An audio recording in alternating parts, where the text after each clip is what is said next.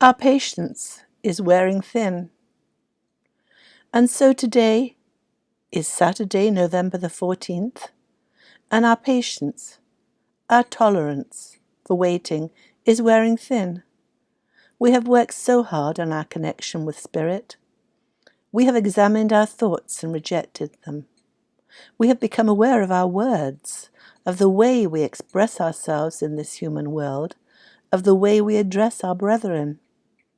We do our best to be kind, to listen unconditionally, to radiate love to all that we see, to encourage and generate enthusiasm in our brethren, for we know that unconditional love is unconditional listening, is communing with all around us, honestly and authentically.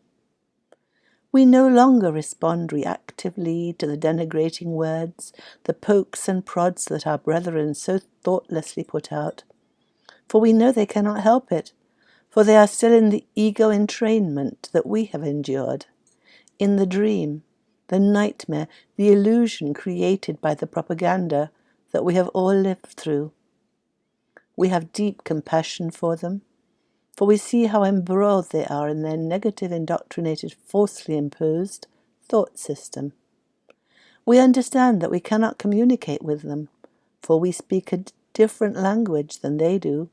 We speak the language of love, and they speak the language of fear. And we are now so aware of ourselves, we can see from a higher place, a higher frequency of love, how we show up in the world, and how we influence all around us by the nature of our negative or positive thoughts, words, and actions. Our perceptions make up our reality. That which we see and hear gives us our perceptions. How we are taught to think and speak controls how we show up in our world. How we talk with our brethren controls how they respond to us. And so we manifest our inner vision as our outer reality. We are indeed what we think. Of all this we are aware, and we are watchful of every word that we speak. We think before saying anything, for we wish to speak only words of love, words that will help lift our brethren out of the mire, the swamp of negativity that has ruled the planet Earth experience. We know now, in the deepest part of our being, that we are divine. We are the soul within, not the human body or the ego, although we are grateful for both of these. They have enabled us to partake of this human journey. The ego has been such a blessing, for it has led us to make mistakes, the mistakes that we needed for our learning greater love. It has led us to separation from our brethren. It has led us to feeling superior, to looking on those around us with contempt. We have believed that anyone with ideas different from ours was wrong and to be derided. Not so, for all that each human being is taught, all that they go through, is divinely ordained and guided for their growth and understanding of greater love. And it is within that divinity, that source energy, that electromagnetic power that animates us all, that this human experience is taking place. This human experience, this human life, is just a blip in the eternal nature of our divine reality. It is a wonderful blip, a magnificent time. For despite all the apparent pain we endure, and indeed, because of that pain, we grow to rejecting just those behaviors, those ideas that give us pain. We come to realize we have a choice. We can choose fear or love. Fear gives us pain and causes us to give pain to others, for we project that fear out into the world that we see. And since our vision creates our reality, our life and our relationships are challenging indeed when lived from the ego, the fear point of view.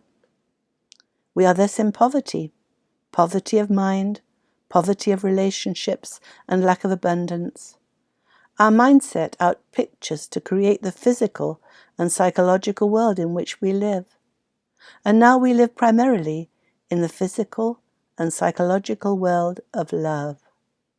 So here we are, newly awakened beings, humans who have lived through the earthly training simulator program imposed by the third-dimensional fear paradigm. We have lived through the chaos and confusion that the apparent separation from our higher self, our soul, has caused. We have come to understand human life, planet Earth, as the schoolroom for souls that it truly is. And now we are saying, enough already. We are impatient. We are in the great awakening, we say. There have been more than enough lies.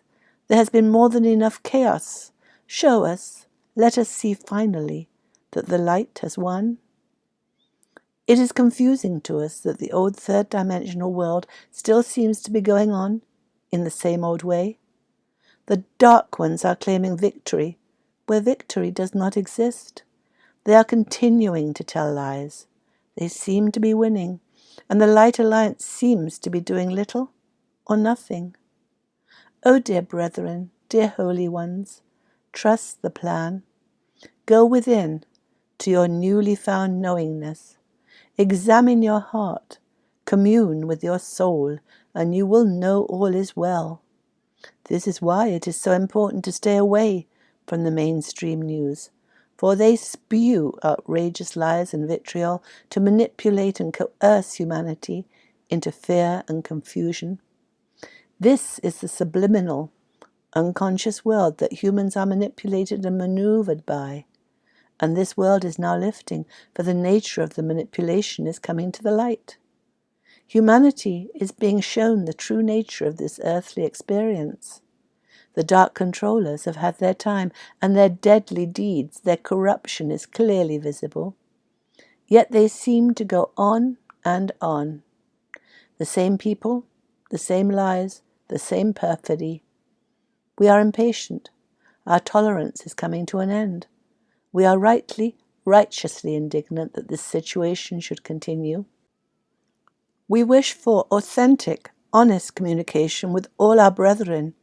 We wish for release from the third-dimensional fear frequency and ascension into the fifth-dimensional sphere of love and light and joy and bliss. Trust the plan, our dear ones. Trust the plan. You know in your heart all is well. You have known that this chaos must ensue to free mankind from his subconscious fear prison, for mankind to see the corruption, the truth of his imprisoned reality. In dwelling so much on the events, the details of the Great Awakening process, in concentrating on how the ascension is playing out in the material world, we are putting ourselves into fear and the fear vibration. We are keeping ourselves from our joy, our contentment, from our love, from being the wonderful, magnificent, high vibrational beings that we really are. Choose joy, dear brethren, dear holy friends. Choose joy, and then again, choose joy.